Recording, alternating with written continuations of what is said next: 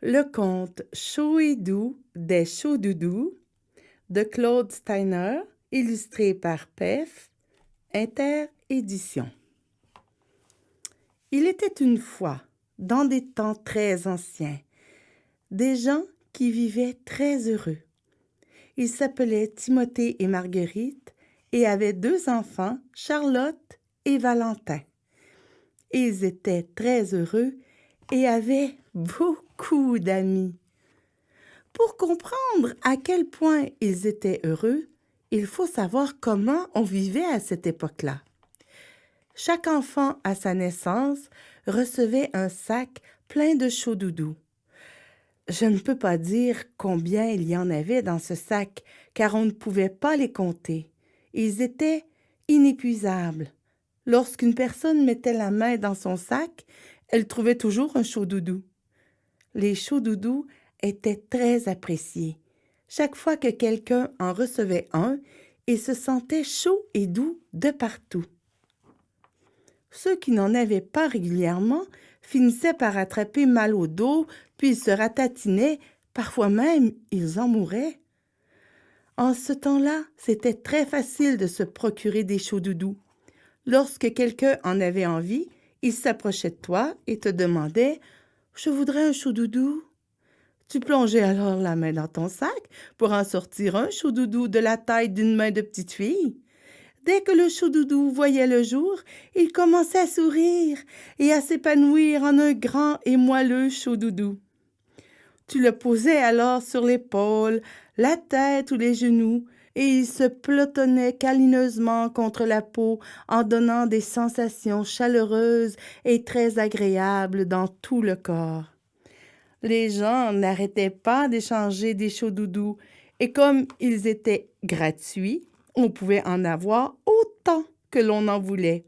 Du coup, presque tout le monde vivait heureux et se sentait chaud et doux. Je dis presque, car quelqu'un n'était pas content de voir les gens échanger des chauds-doudous. C'était la vilaine sorcière Belzéfa. Elle était même très en colère. Les gens étaient aussi heureux que personne n'achetait plus ses filtres ni ses potions. Elle décida qu'il fallait que cela cesse et imagina un plan très méchant. Un beau matin, Belzéfa s'approcha de Timothée et lui parla à l'oreille, tandis qu'il regardait Marguerite et Charlotte jouer gaiement. Elle lui chuchota.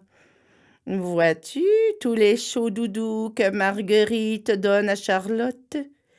Tu sais, si elle continue comme cela, il n'en restera plus pour toi. » Timothée s'étonna. « Tu veux dire qu'il n'y aura plus de chauds-doudous dans notre sac chaque fois que l'on en voudra un? »« Absolument, répondit Belzéfa. Quand il n'y en a plus, c'est fini. » Et elle s'envola en ricanant sur son balai. Timothée prit cela très au sérieux, et désormais, lorsque Marguerite faisait don d'un chaud-doudou à quelqu'un d'autre que lui, il avait peur qu'il ne lui en reste pas. Et si la sorcière avait raison? Il aimait beaucoup les chauds-doudous de Marguerite, et l'idée qu'il pourrait en manquer l'inquiétait profondément.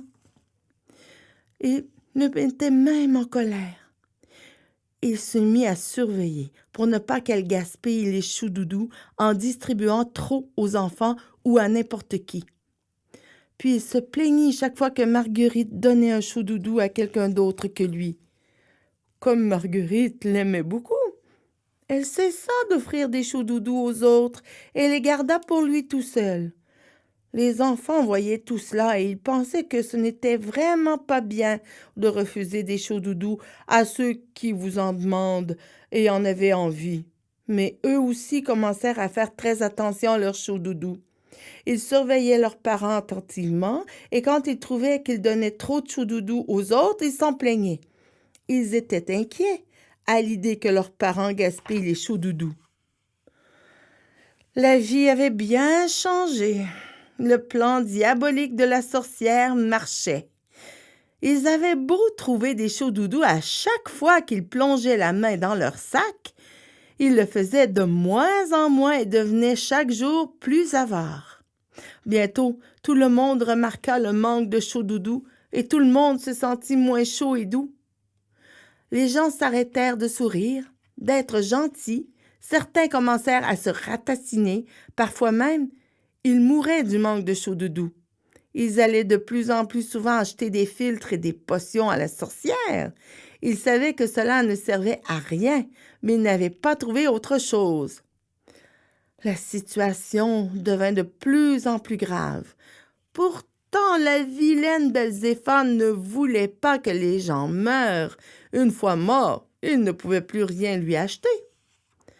Alors, elle mit au point un nouveau plan. Elle distribua à chacun un sac qui ressemblait beaucoup à un sac de chauds-doudous, sauf qu'il était froid, alors que celui qui contenait les chauds-doudous était chaud. Dans ces sacs, Belzéphane avait mis des froids piquants. Ces froids piquants ne rendaient pas ceux qui les recevaient chauds et doux, mais plutôt froids et hargneux. Cependant, c'était mieux que rien. Ils empêchaient les gens de se ratatiner. À partir de ce moment-là, lorsque quelqu'un disait « Je voudrais un chaud-doudou », ceux qui craignaient d'épuiser leur réserve de chaud-doudou répondaient « Je ne peux pas vous donner un chaud-doudou, mais voulez-vous un froid piquant ?» Parfois, deux personnes se rencontraient en pensant qu'elles allaient s'offrir des chauds-doudous, mais l'une d'elles changeait soudain d'avis et finalement, elle se donnait des froids piquants. Dorénavant, les gens ne mouraient presque plus, mais la plupart étaient malheureux, avaient froid et étaient hargneux.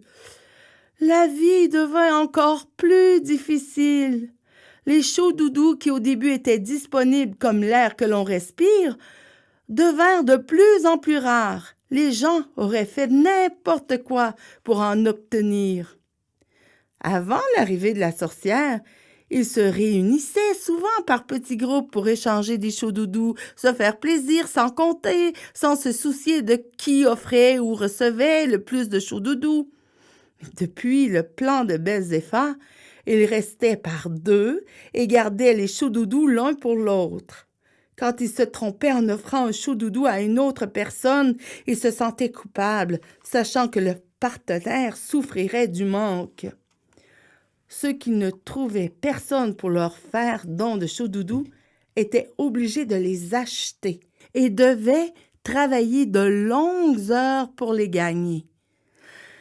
Les chauds-doudous étaient devenus si rares que certains prenaient des froids piquants qui, eux, étaient innombrables et gratuits.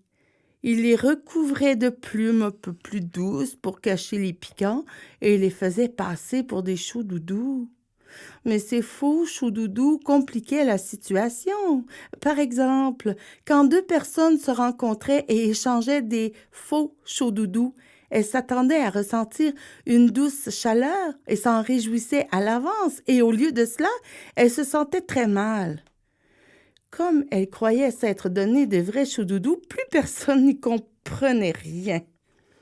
Évidemment, comment comprendre que ces sensations désagréables étaient provoquées par les froids piquants déguisés en faux chauds-doudous? La vie était bien triste.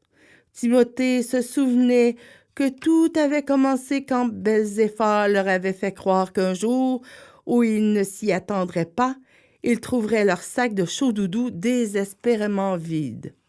Mais écoutez ce qui se passa. Une jeune femme gaie et épanouie, aux formes généreuses, arriva alors dans ce triste pays.